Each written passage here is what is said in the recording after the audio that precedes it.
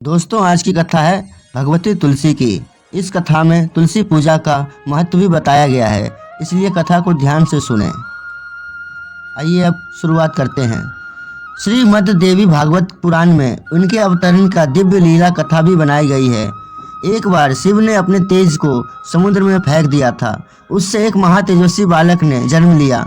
यह बालक आगे चलकर जलंधर के नाम से प्रक्रमी दैत्य राजा बना। इसकी राजधानी का नाम जलंधर नगरी था। दैत्यराज कालनेमी की कन्या वृंदा का विवाह जलंधर से हुआ। जलंधर महाराक्षस था। अपनी सत्ता के मद में चूर उसने माता लक्ष्मी को पाने की कामना से युद्ध किया, परंतु समुद्र से ही उत्पन्न होने के कारण माता लक्ष्मी ने उसे अपने भाई के रूप में स्वीकार किया।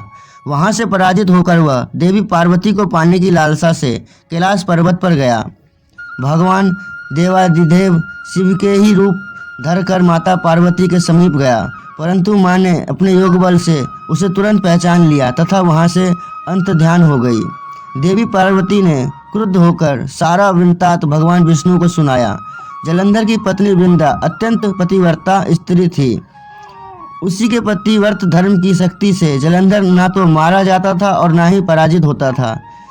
जलंधर का नाश करने के लिए वृंदा का पतिव्रत धर्म को भंग करना बहुत जरूरी था।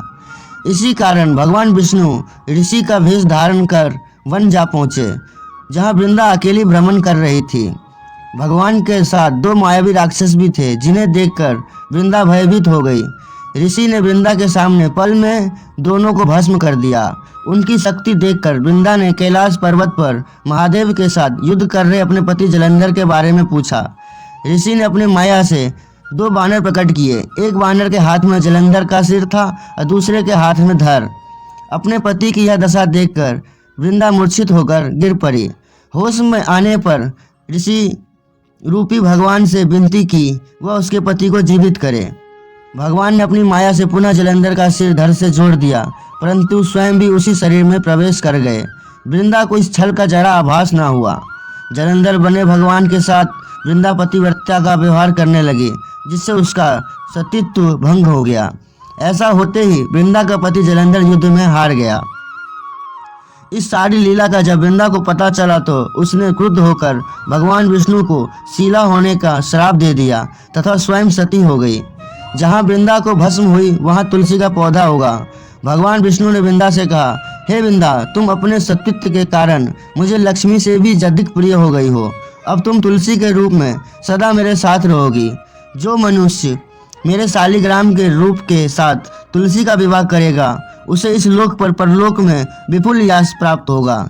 जिस घर में तुलसी होती है वहाँ यम के दूत भी असमय नहीं जा सकते।